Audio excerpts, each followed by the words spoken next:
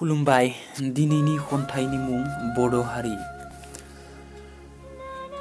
बर' हारि दं जोंहाबो राव थुनलाइ हारिमु धोरोम, थांनानै थानो हानायनि सिमां मिजिं।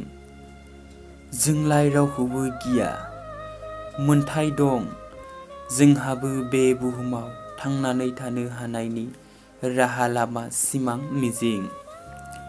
दं जोंहाबो राव थुनलाइ हारिमु धोरोम, गासै गियान आखु गाननाय जोमनाय जानाय लोंनाय, मोसानाय मुसुरनाय गायनाय फुनाय हाबा हुखा, सावननि फोथाराव रिदिं रिदा सोमखोर सोमखोर माइ बिदांजों बुंफबनाय समायना रमायना जोंनि सावननि फोथार।